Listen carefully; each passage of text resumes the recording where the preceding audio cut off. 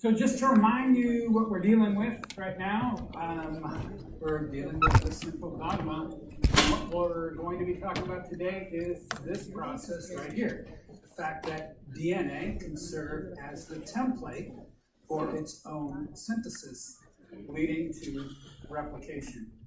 And then next week we'll get into DNA coding RNA. Actually, we might be able to start in on that on Thursday, and then we'll end up with translation.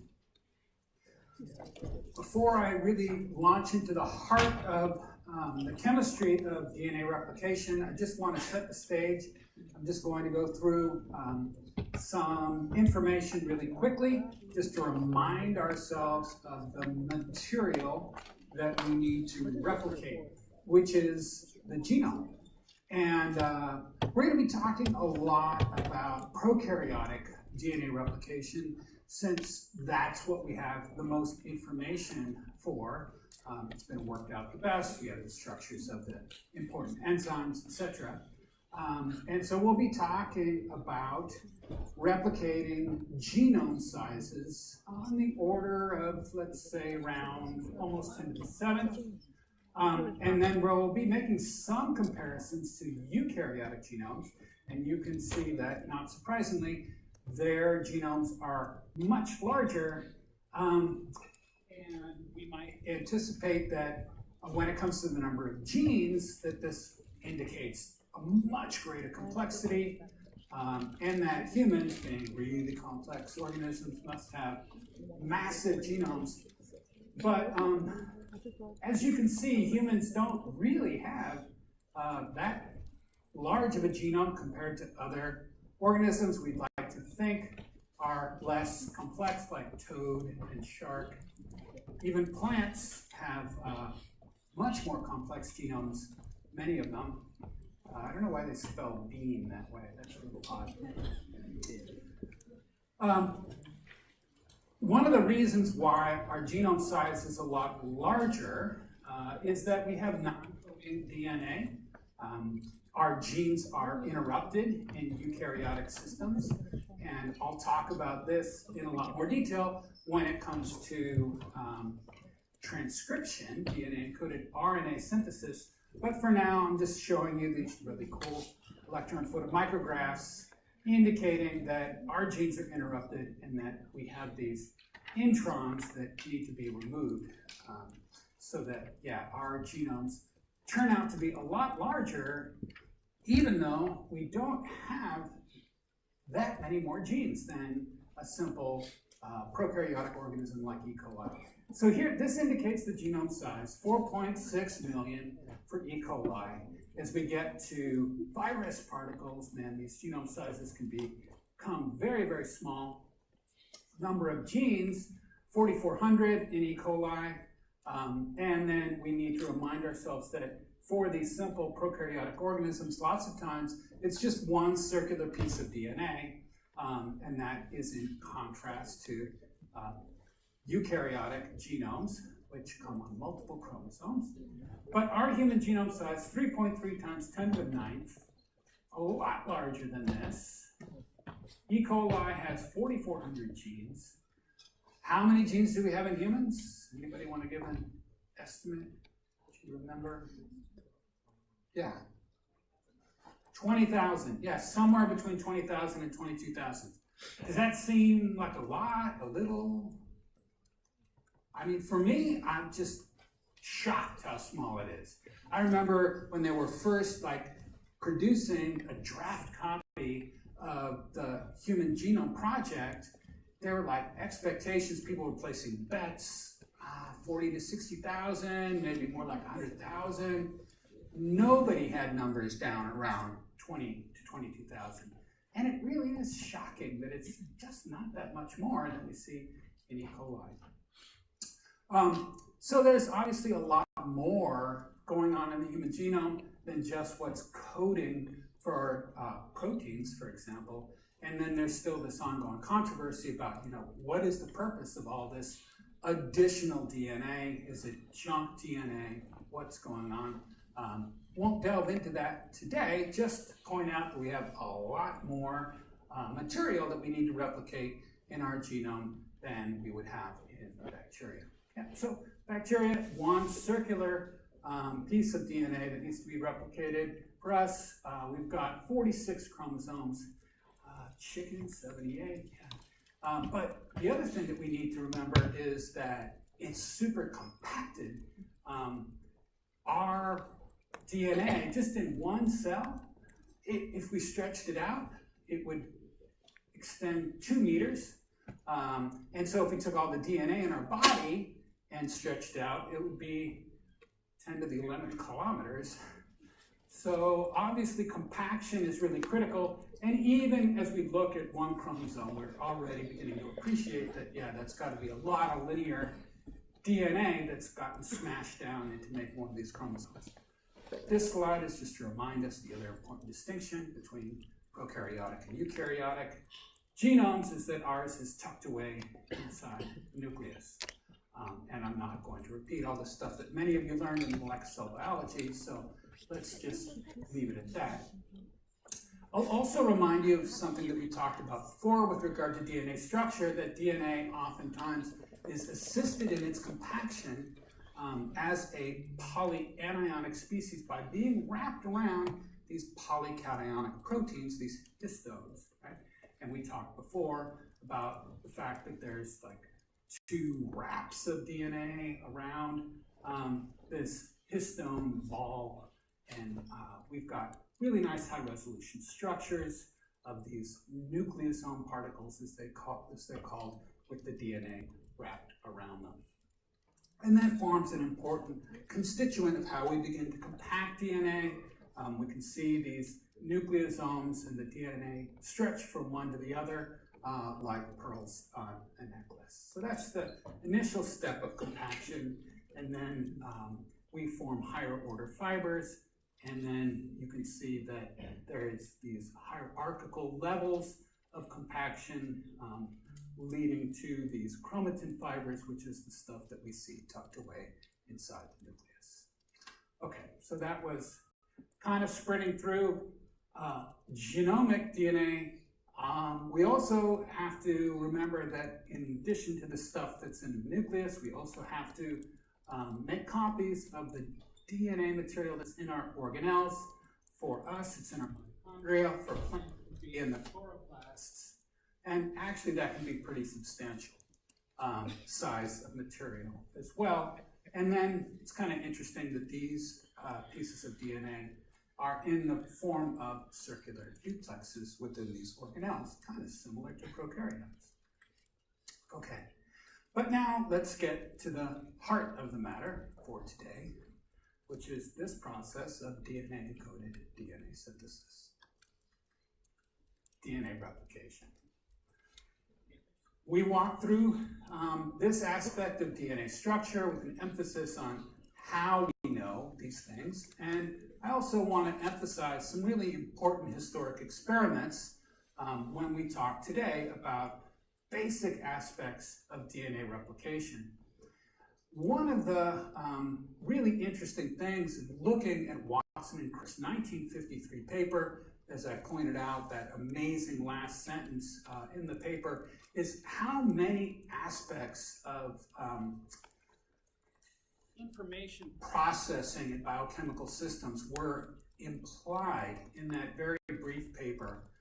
And some of the things that were predicted or hypothesized from the concepts that were presented in Watson and Crick's model of the double helical DNA, with the bases tucked away and the information tucked away on the inside, are these 3 things.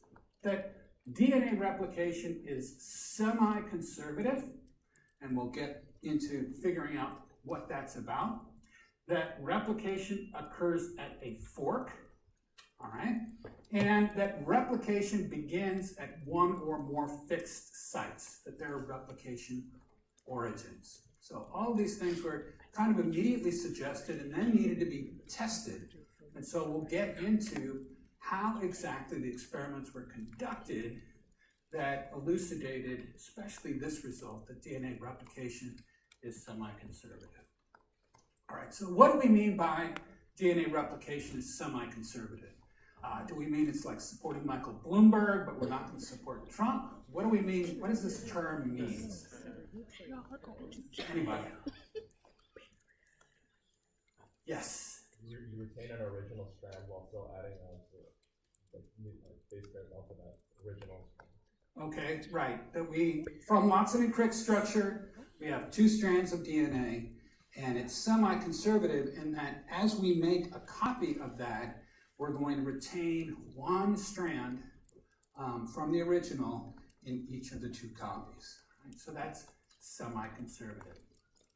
So which one of these 3 processes then would correspond to a semi-conservative process? And for anybody who's colorblind and can't readily distinguish blue from green, I apologize. It's a little bit subtle. But here we have green, right? And then the blue bits down here represent the newly synthesized DNA. So of these, which represents a semi-conservative product? Yes? I'm sorry? This one right here? All right, great. In fact, that is semi-conservative replication, and as we defined it, what that means is that each of these daughters, I guess they could be sons, but anyway, these are daughters. Each contains 1 strand from the original parent molecule, 1 old strand and 1 new strand. So we've got 1 blue and 1 green.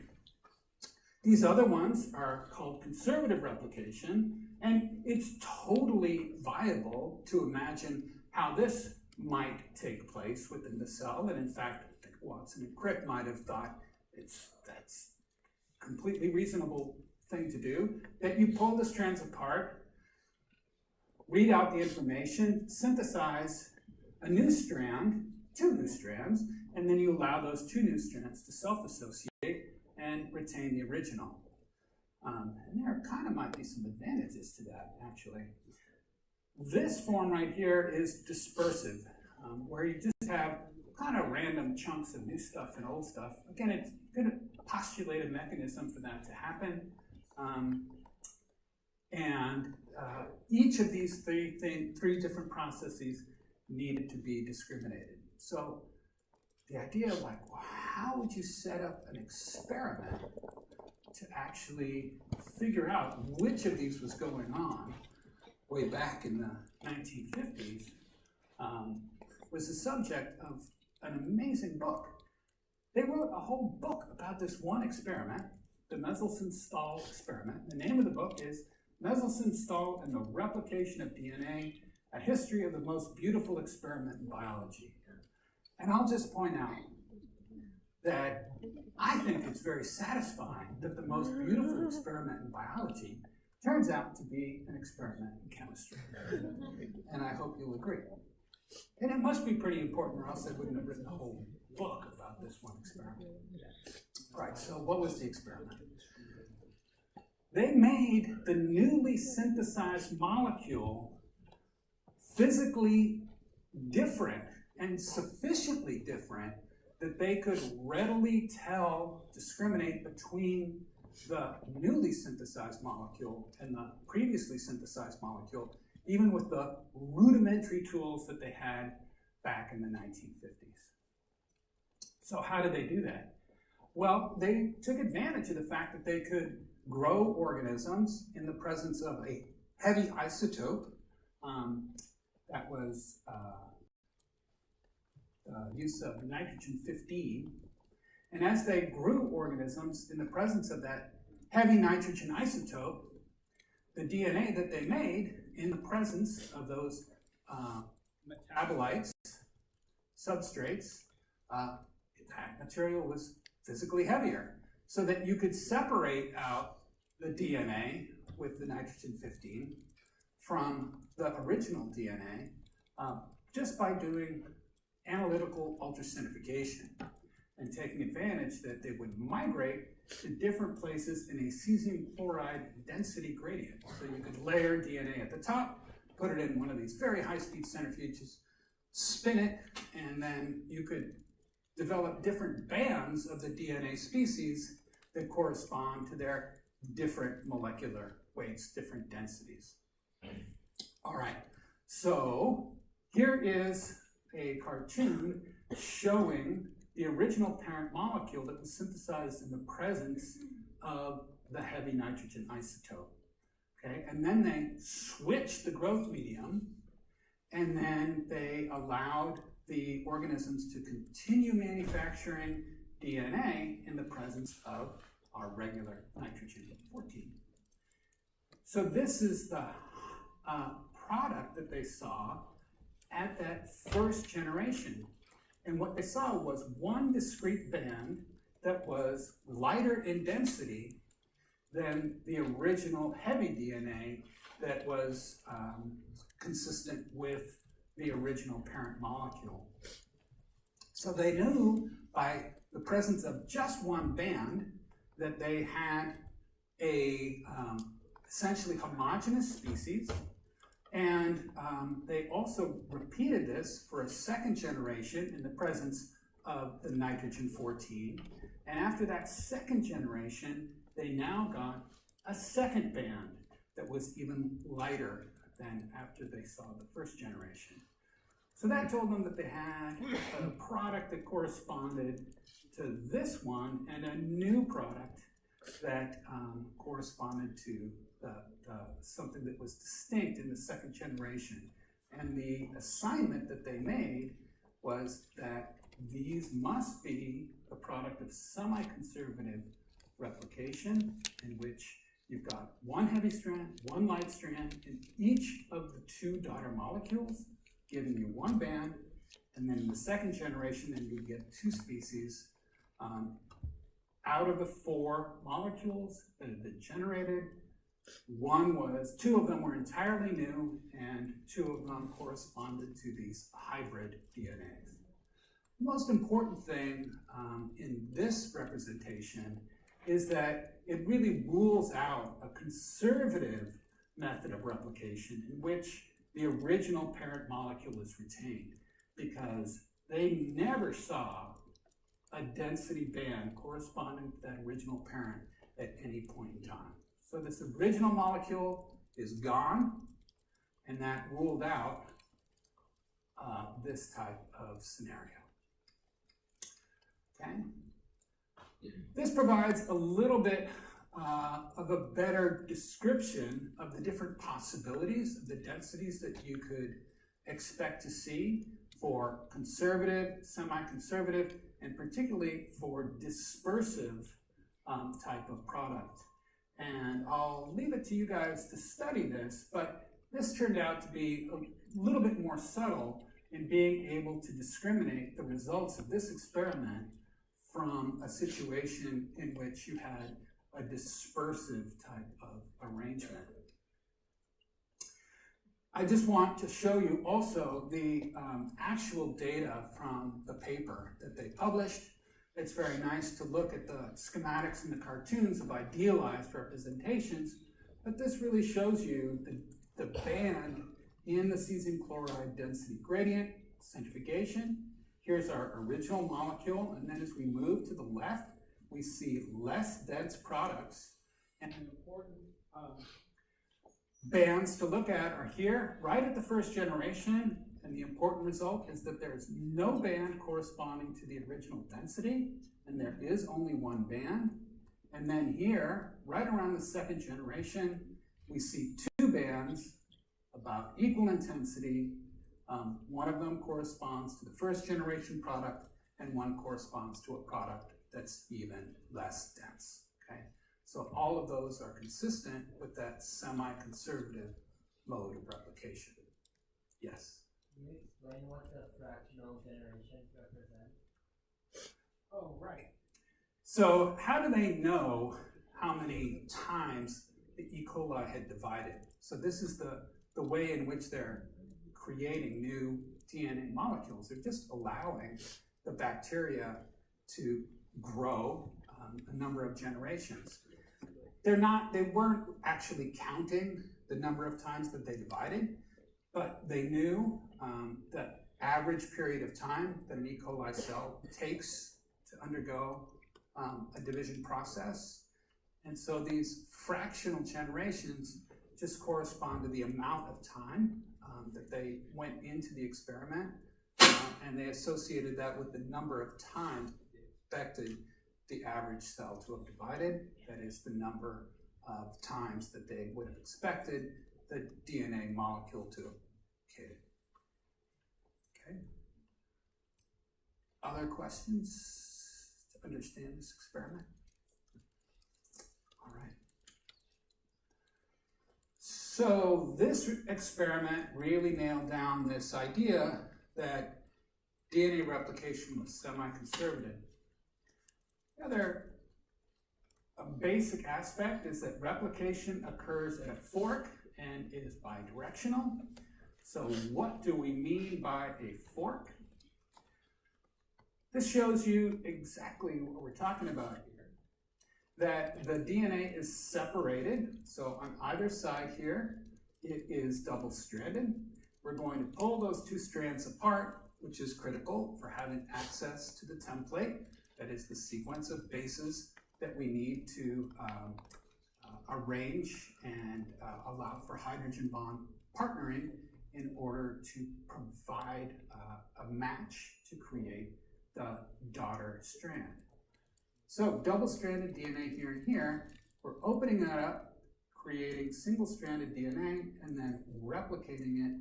And so this corresponds to a fork, right, where we've opened it up and we are copying on both of the templates, both of the strands of DNA serve as a template. So there was some discussion about whether or not you had a particular origin and then you would synthesize in one direction, come all the way back around to that starting point, or whether or not you would open up at the origin and then synthesize in both directions. And it was established that you actually have bidirectional replication. And so we open up our circular DNA, we expose individual strands as templates, we synthesize daughter strands off of them to reestablish duplex DNA, and as we create the fork, we move in both directions. The fork travels around the circular DNA, and so we are actually synthesizing at two positions simultaneously as we go around the circular DNA. Okay? So replication occurs at a fork and is bidirectional.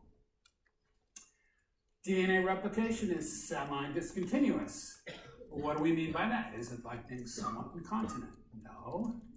Semi-discontinuous refers to this process, okay? So why do you think that this is important?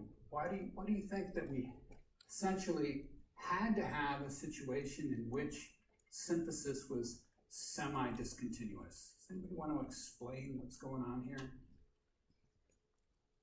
What do you mean by semi-discontinuous? Yeah. Because the strands are anti-parallel and you can only replicate in the 5' to 3' direction on the strand that is originally 5' to 3', and you do it in segments going backwards. Great. Exactly. So here's our double-stranded original material. We're going to pop it open. We're going to expose both of those strands as templates, and then we're going to undergo synthesis. And that synthesis occurs in one direction. It goes from 5' to 3'. And we will see that we are adding monomer units at the 3' position, and only at the 3' position. And because the synthesis is directional, it can only happen smoothly and continuously in one direction. So if we are moving this way, popping open the duplex, exposing single-stranded DNA in the 3' to 5' direction, that's great, because then we can line up our newly synthesized DNA and just chug along merrily, continuing to add monomers to the growing 3' end, one after the other, no problem. That's a continuous process. We can't do that on the other strand. As we're moving the replication fork down here, great, we're exposing new DNA to be replicated, but there's no way that we can make the new product in one go. Because if we're adding on to the 3' end, right, that's just not going to allow us to keep doing that in one piece. So instead, we synthesize the DNA in chunks, in fragments. We open up a bit, we synthesize 5' to 3' until we meet what we synthesized before, and then we seal the fragments together to make one new molecule. But that's what we mean by semi-discontinuous. It's continuous on the leading strand, it's discontinuous on the lagging strand. It's done in fragments, and so it's semi-discontinuous. We call these fragments Okazaki fragments, over the scientists who originally identified this process. And the question is like, wow, how big are the chunks? And I think that there are anywhere from a few hundred to a few thousand base pairs that are synthesized at a time. Okay?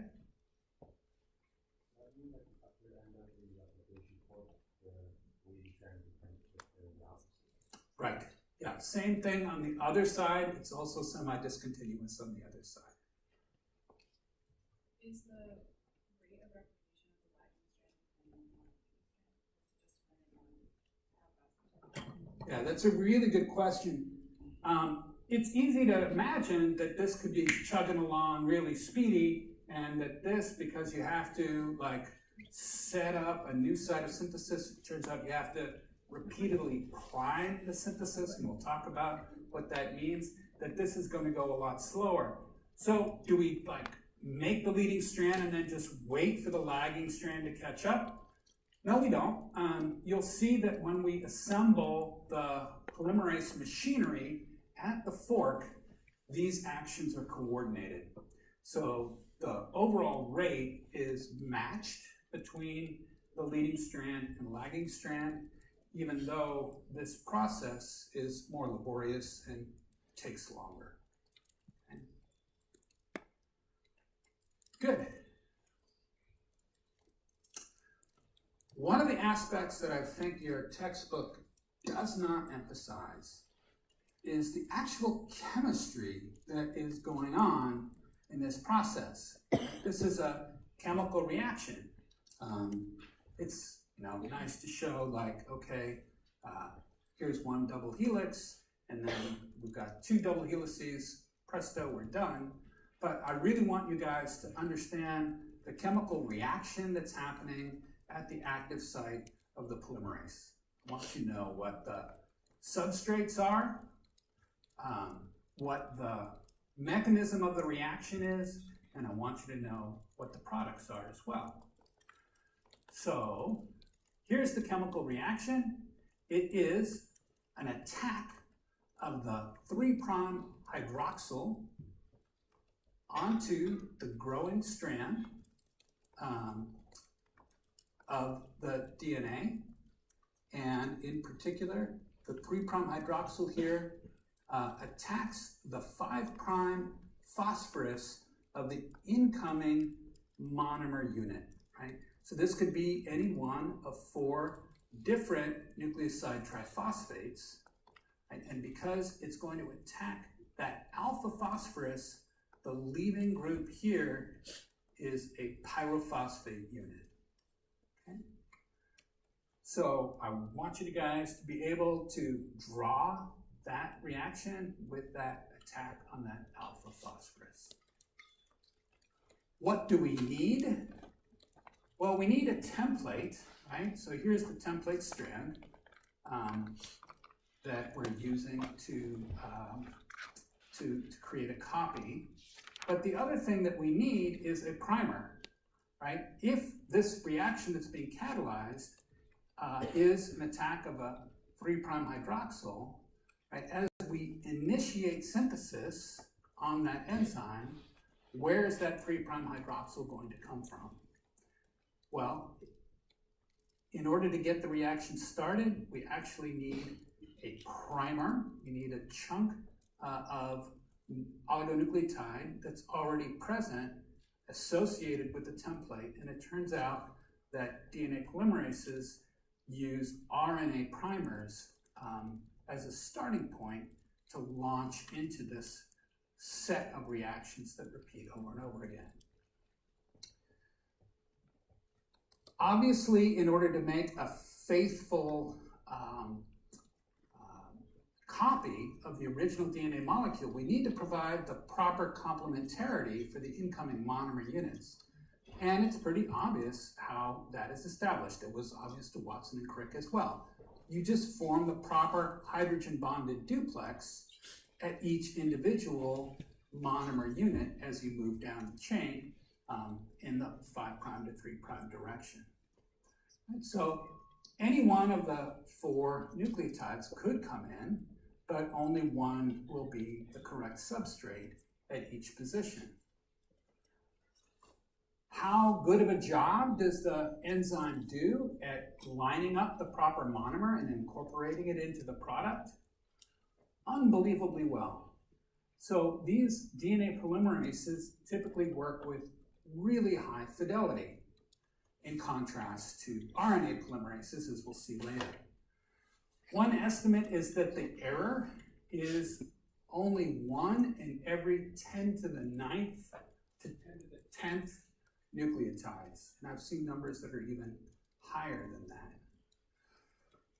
Why does the cell really insist on getting this so right, especially in contrast with synthesizing RNA?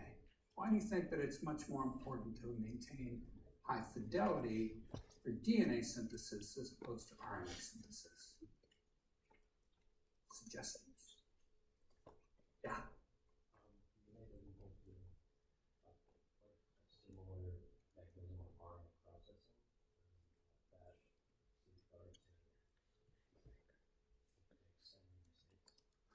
Okay, so there's the question of fixing mistakes. That turns out to be very important for DNA. There's some ability to do that for RNA. And yes, RNA does go on to become processed. But what are the different roles that DNA versus RNA play in the cell? And does that explain why the cell really insists on high fidelity for DNA? Yeah. Wouldn't DNA, if there's an effect in the DNA, it would go down to progeny and it affects like preceding generations, while RNA doesn't necessarily have an effect on the... Right, exactly. So what is the outcome if we make a mistake in an mRNA molecule? We might make a bad protein. Maybe, maybe not. Or maybe, a handful of proteins.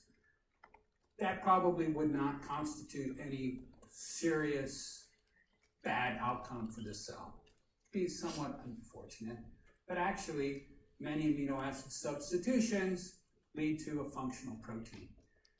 If we make a mistake in replicating our genome, then potentially we could give rise to a mutation, which would be there for subsequent generations and would provide an error in every single copy of that protein that was going to be made, both within that cell and future generations. So it's the fact that DNA is the information coding molecule that specifies the genetic material rather than just a message on its way to making a protein product that really makes this issue of fidelity so crucial. 1 in every 10 to the 9th to 10 to the 10th nucleotides. And so an interesting question that comes up is, at the molecular level, how does the cell do such a good job? How does it maintain such high fidelity? Well, it has the ability to correct mistakes. So this is established in what is called 3' to 5' exonuclease activity. So we're talking about the fact that we are polymerizing 5' to 3'. And this is saying that we have exonuclease activity that is depolymerization, that is cutting off nucleotides that were improperly inserted in the 3' to 5' direction. So we can go along, synthesize our product, realize that we've made a mistake, back up, and eliminate the incorrectly added nucleotides, okay? Fix that, and then continue on with our polymerization. The polymerase can correct its mistakes. Here's a little bit more detail about the nature of the active site and showing the incoming nucleotide triphosphate, the fact that magnesium ions are present in the active site and assist in this nucleophilic attack on the alpha phosphate unit. And then this just shows the magnesium complex pyrophosphate product and shows you the characteristic of the new bond that's been created. Again, we'll want you to be able to sketch out this reaction. All right, so we've got this template strand. We need to line up our incoming nucleotides one at a time. That's going to be established pretty much through base pairing rules. We're going to be looking for the correct base paired partner at each one of these positions as we begin to synthesize, elongate our new DNA strand from the primer. The fidelity, as I said, is really good for this process. It's at least 1 in every 10 to the 7 nucleotides are better. The final product, as I said, can be substantially better than that. And if you take a look at this number and convert it to a difference in energy, right? What is the differential energy of interaction for the correct nucleotide versus the incorrect nucleotide? If you're to make that simple calculation, you might expect that there would need to be a 40 kilojoule per mole difference in energy as far as the correct nucleotide being recognized versus the incorrect nucleotide. But that seems way too large of a value. And in fact, if we think about the basic energetics of these incoming nucleotides, providing the proper interactions with the neighboring units and the proper hydrogen bond contacts with the template strand, we can do rough calculations and we'll get a difference in energy of about 4 to 14 kilojoules per mole between the correct incoming nucleotide and a variant. And if that's the case, we should get errors maybe as much as 1% of the time. So how do we do a much better job than that? Okay, and that once again, the explanation is that it's not just a matter of discriminating at the active site the proper partner for the nucleotide. We actually have this proofreading site on the enzyme as well. We have a lot of information about what goes on because we have a high resolution crystal structure. We've had this for quite some time of what is known as a portion of the DNA polymerase 1. This portion of it is called the Klenau fragment, and we have a structure of that active site of that polymerase bound to DNA. And what became evident was that there are actually 2 active sites here. There's a site at which incoming nucleotides are added on to create a growing strand, the polymerase site. And then there's this correction site, the exonuclease active site, where improperly added nucleotides are removed. So one aspect here is just what's going on at the active site. And I want to show you that the influence is primarily on the Km, the Michaelis constant, for the proper nucleotide base pair being formed versus the incorrect form. So if we take a look at the proper AT base pair being formed here, for example, what we would see is that there would be a Km of about 4 micromolar. And any other pairing here, for example, GT, CT, or TT, has a massive impact on the Km, which is going to drastically slow down the ability of the polymerase to perform these reactions, and explains a major part of how the polymerase creates the proper product. Why is there an influence on the Km? Well, this should just appeal to your understanding of the basic aspects of enzyme catalyzed reactions and understanding that the active site has got shape complementarity for the proper base paired complements. Right? So here is our AT base pair in the active site. And we can analyze the distance across the base pair. We can analyze the angles from the ribose onto the bases within that active site. And as we take a look at these other potential pairings for an adenine, for example, in the active site, we can see that every other nucleotide will either give improper distances or improper angles to that base pair, or both. And that explains why the binding of these substrates within the active site of this polymerase is going to be strongly influenced, and why it's going to affect the Km for these reactions. All right. So here's the way the polymerase works. It does have this active site. The template strand is present here in white, and it normally feeds up through this polymerase active site, allowing for this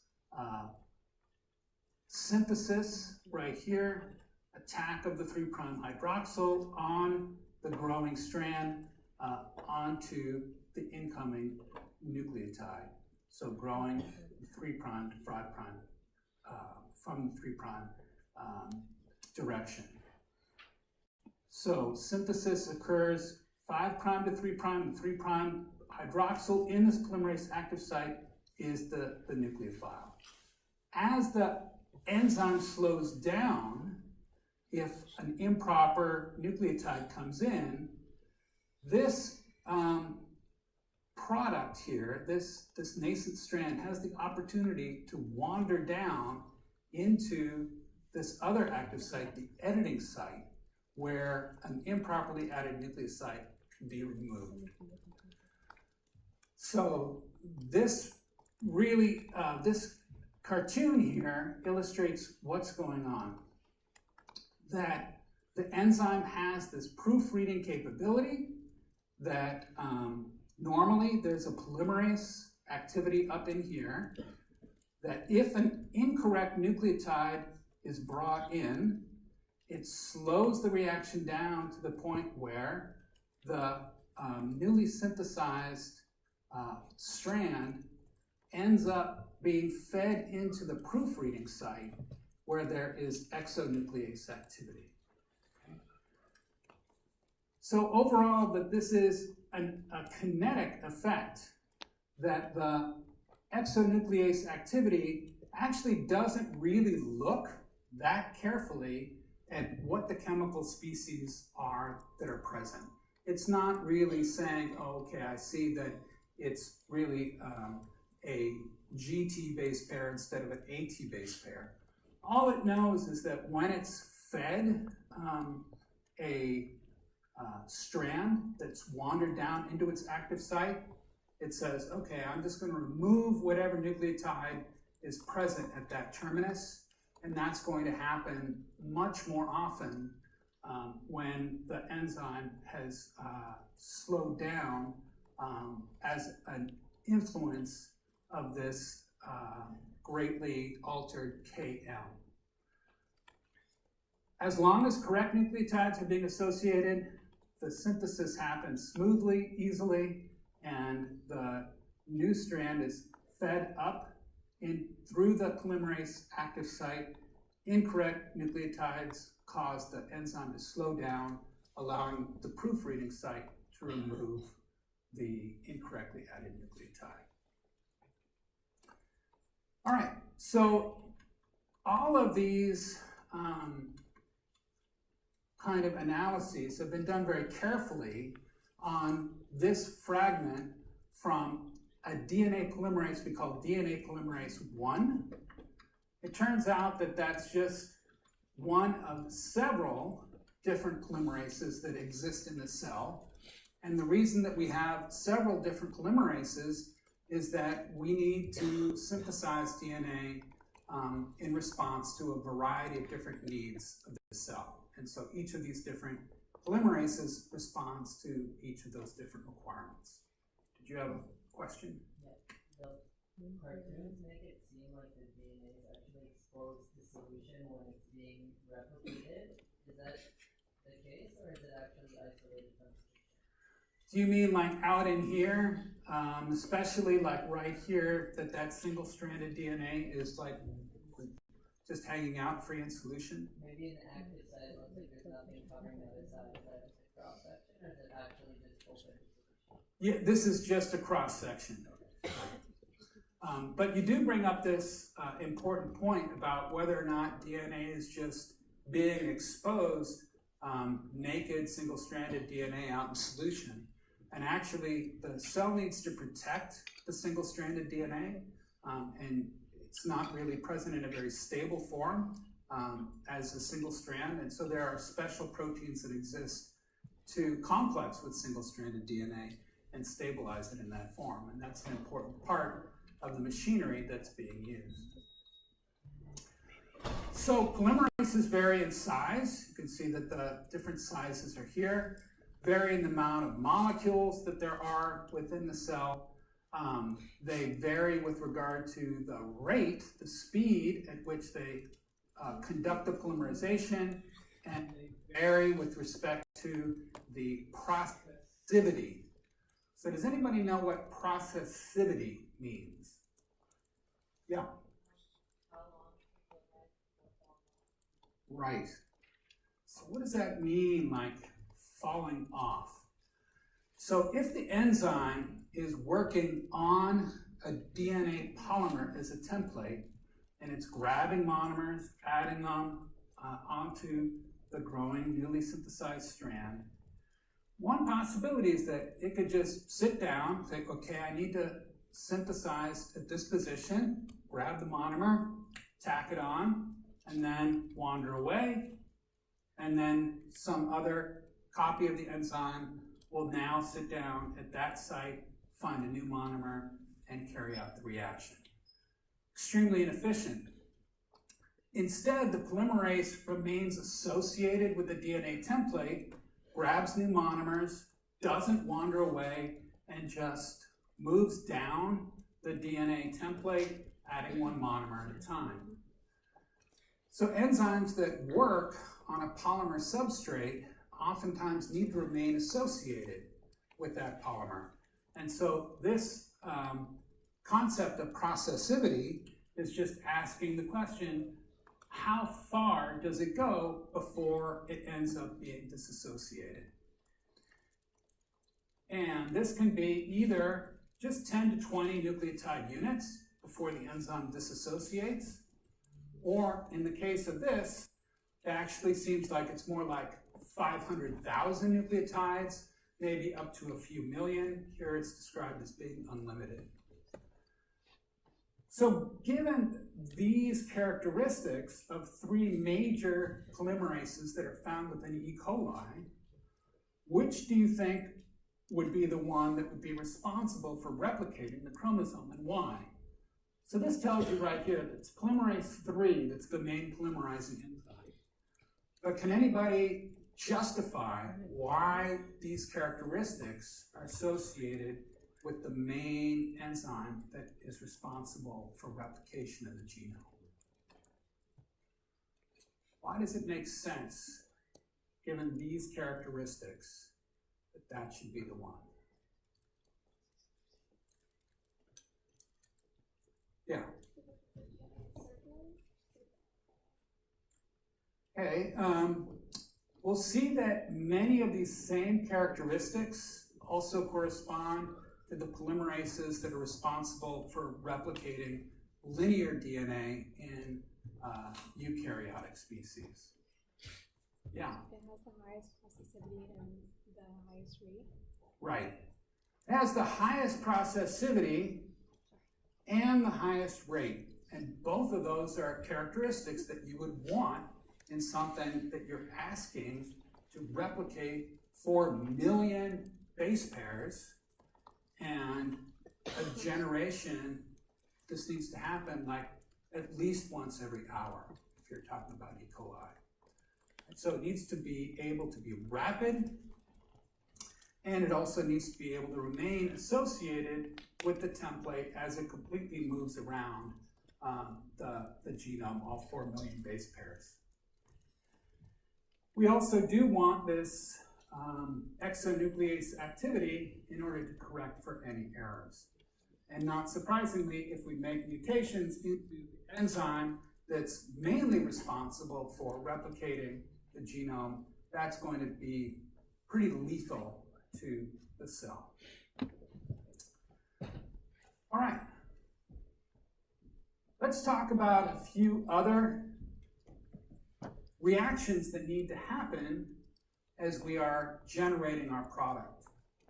So I said that the discontinuous feature of the DNA polymerization means that it's generated in fragments, and that RNA is very often used as a primer to initiate synthesis on these fragments. Well, we don't want, the cell doesn't want RNA in its genome. It wants a faithful copy, the entire DNA in the daughter molecules of the original genome. So that RNA needs to be removed, and that's done by this other polymerase, polymerase 1. Right? So here are 3 different polymerases. Polymerase 3 is mainly responsible for the polymerization and replication. Polymerase 2 is involved in repair mechanisms that we'll talk a bit about on Thursday.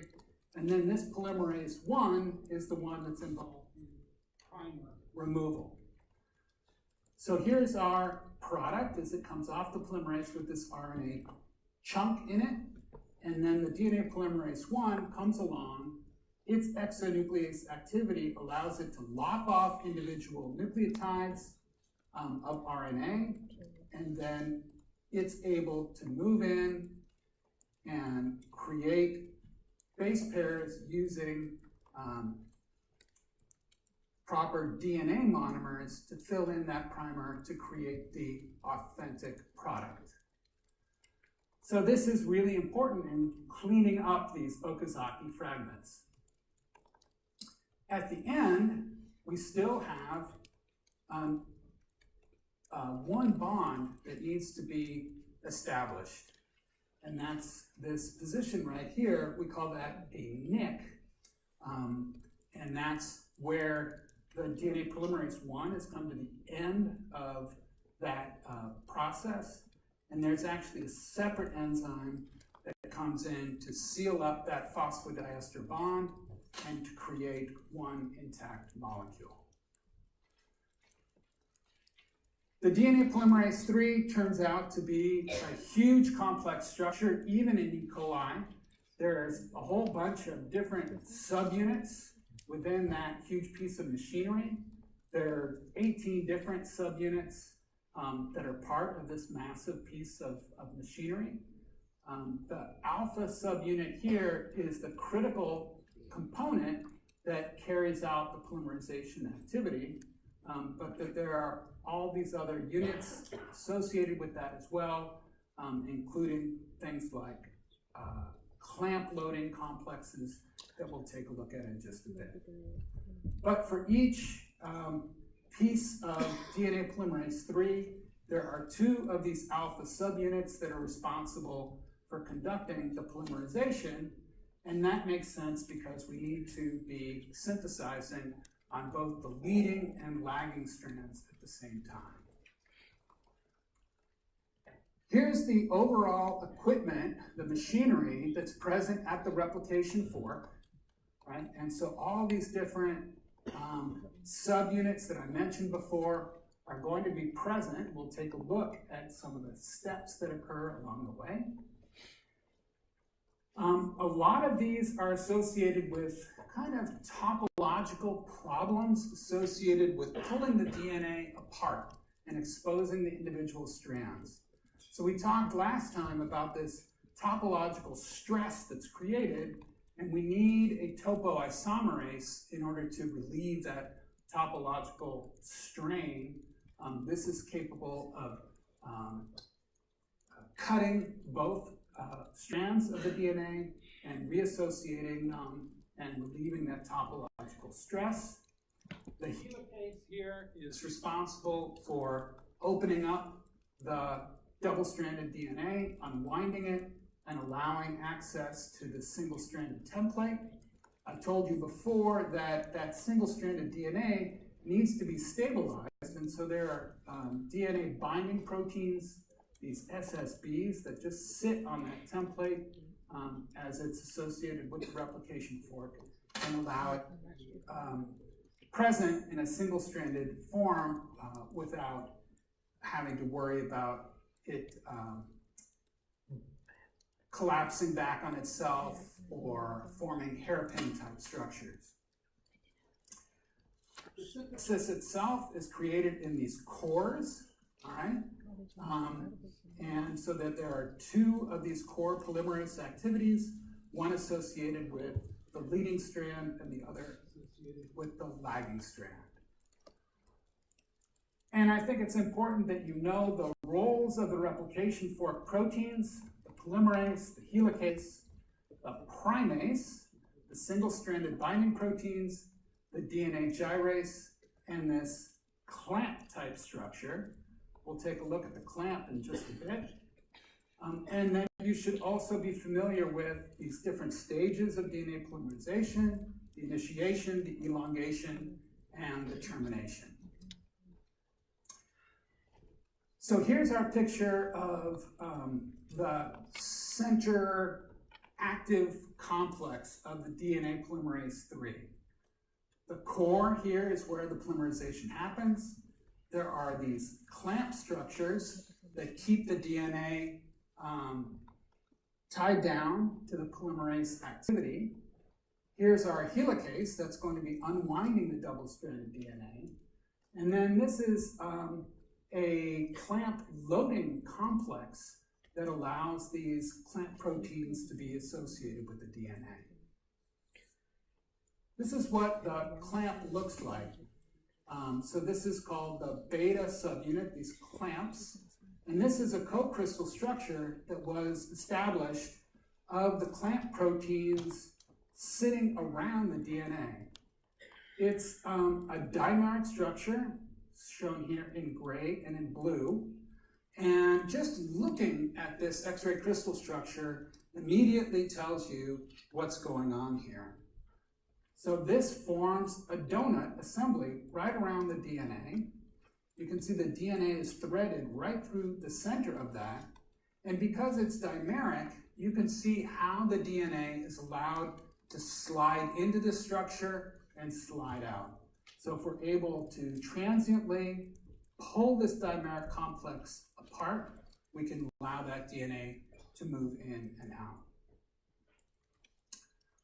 Replication is initiated at particular sites within the circular genome of the E. coli DNA. There are consensus sequences that can be recognized. There are 9 base pair sequences shown here, 13 base pair sequences not too far away. And there are particular proteins that recognize these sequences, DNA A proteins, and they weaken the duplex and cause the DNA to be opened up, allowing access to single-stranded template and for polymerization to be initiated. Not surprisingly, that's an ATP-dependent process. It requires some energy to begin the process of disassociating the two strands from one another. There are particular proteins that are required to initiate replication at E. coli. Again, that involves a DNA A protein that recognizes the origin sequence, and then we have helicases, primases, and then gyrases as well.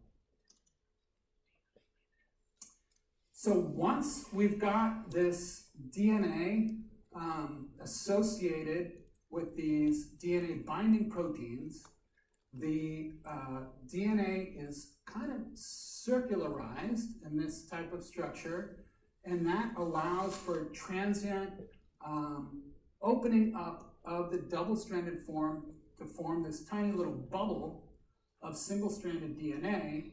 And once that opens up, the helicase can move in, begin unwinding the double-stranded DNA in either direction, and then we're off to the races as far as beginning to move in with polymerases to begin the process of priming DNA synthesis and beginning the process of replication. It's important that the cell makes just one copy at a time. So how does it know that it's already in the process of replicating a particular piece of DNA? The answer is that that region of DNA where we've initiated gets transiently methylated. The adenines at that site are methylated by an enzyme called deamethylase, and that provides a signal to the E. coli cell to associate this origin of replication with the cell membrane, and it tells it, okay, we've started, don't begin again at that site. So here's what needs to happen. We need to be able to move the replication fork down the DNA, expose template, and generate about 1,000 base pairs per second, and be able to do that on both the leading strand and the lagging strand at the same time. Okay? So again, this is really very straightforward on the leading strand, because we can do that continuously. But this issue of how to do this properly on the lagging strand and get this to be generated in fragments that then end up getting sealed up. This shows the overall features, like we make one chunk beginning with an RNA primer, we expose new template, we synthesize down the template until we hit that portion of the RNA primer from the previous fragment, and then we need to begin that process all over again. The textbook describes the overall process as kind of similar to a trombone being opened and shut as you're playing it.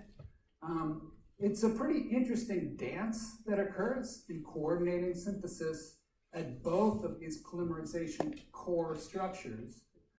And the next few slides just illustrate how that needs to happen. So again, leading strand, no big deal. We just push the single-stranded DNA through the core and polymerize properly. It's over here that it gets a little bit more complex and interesting. Here's our previous Okazaki fragment, right? We generated first the primer and then synthesized in this direction. This chunk is done. And now we're synthesizing the next chunk. And so the polymerase is moving down in this direction and polymerizing the DNA right at that core, and it needs to continue synthesis off this 3' end until it hits that fragment. All right, so this is where we might begin. And then in our next image, we'll see what's going on as it's generated a slightly longer fragment, right? We've generated a bigger Okazaki fragment, and we're now beginning to get close to the previous Okazaki fragment.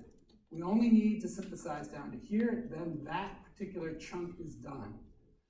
As we near that primer, this primase comes in and synthesizes a new RNA primer way upstream of the piece that's being generated at the polymerase site. Okay, so there's our new RNA primer generated by that primase enzyme. And now we can complete this process of synthesizing that fragment, right? So we hit that fragment, we're done with that Okazaki fragment, and now we move this portion of the template with its associated primer into a new clamp structure. And this is the portion of the polymerase that's called the clamp loading complex. And I showed you before that if we just pop that donut apart, we can slide the DNA in, associate it with that new clamp, and that shows where we are right here. Okay? So, previous fragment, newly synthesized fragment, now we need to move this portion around, get it to sit down on that polymerase, and this shows that new clamp with the new primer moving onto the polymerase. The previous fragment is pushed off, and then we can begin that whole process over again. So this is a really complicated kind of ballet that coordinates the synthesis on both the leading strand and the lagging strand simultaneously. And then as we've initiated the synthesis here, we then put a new clamp onto the clamp loading process, and then we begin generating the Okazaki fragment all over again. I told you before that the RNA primers that are generated by the primase here, we don't want that RNA present in the product. It is DNA polymerase 1 that moves in and removes that RNA primer, and then we seal up that nick with the ligase enzyme shown here. So these are the critical proteins that are present at the replication fork. We have the single-stranded DNA binding proteins, helicases, primases, polymerase, both 3 and 1, and ligase and gyrase. So you should be familiar with the roles of each of these proteins in the process of elongation. To end this, then, we need to figure out how we're going to undergo termination. Right? So we've initiated replication at the origin. We're moving in bidirectionally around the circular DNA. At some point, then, we will complete the process, and we need to figure out how to conclude this in a way that allows us to generate 2 complete DNA molecules as the products. There's a particular site that is where the synthesis terminates, and there are sequences, DNA sequences near that termination region that tell the polymerase machinery, okay, you're coming close to the end. Those DNA sequences are called TER sequences, and they bind what are called TUS proteins. So here you see the TUS proteins sitting around the termination region. The replication forks move, the polymerases come around, and when they hit these TUS-TER complexes, that tells them, okay, don't go any further. This is where you need to stop. And the textbook shows these really cool aspects of the asymmetry in these TUS proteins and how it allows the polymerase machinery to move in one direction, but not in the other. So the polymerase comes along, sees these proteins, moves through these, but then hits the termination region and is blocked from going any further by encountering the opposite side of these TUS proteins on the other side of the termination portion of the genomic DNA. What's created at the end of that process are two DNA molecules, but they're actually linked together. They're two circular pieces of DNA that are interjoined. And if you're going to create two cells from one, you need to be able to have one copy of the DNA go into the other cell, one copy to the other. These catenated molecules are not going to be able to be segregated. So the last step in this process is the formation of a double-stranded break by the gyrase enzyme, and then the separation of the DNA molecules. So these are the products, and then one copy of each of these DNA molecules can be pushed into each of the cells. So that describes the process for what happens in replication in prokaryotic species. And it's a very similar kind of thing that happens in eukaryotes. However, just to remind you that the genome size is a lot larger, so it's going to take a lot longer to duplicate, right? So for E. coli, average generation time is about 40 minutes to synthesize a copy of the genome, whereas in humans, it's going to take 8 hours. The polymerase moves a lot slower, about 50 nucleotides per second, not 1,000. So we can see that if we began at one particular spot and then just polymerized from there at this slow rate, we wouldn't even be able to do that in 8 hours. So the big difference between eukaryotic and prokaryotic replication is that there is one position in the bacterial genome at which replication begins, but in eukaryotic species, there's multiple sites for initiation of synthesis. Estimate of about 10,000 positions, so you can see that it's not just like bidirectional, it's multi-directional. We're beginning at multiple places on multiple chromosomes and going in both directions. Eukaryotes also have multiple polymerases. Some of them have special functions. And then there also is the issue of what to do when you get to the end of a linear chromosome. How do you properly replicate it? And the textbook does a good job of explaining the particular specialized sequences that are at the ends of chromosomes called telomeres, and the enzymes, telomerases, that are responsible for duplicating that portion of the genetic material.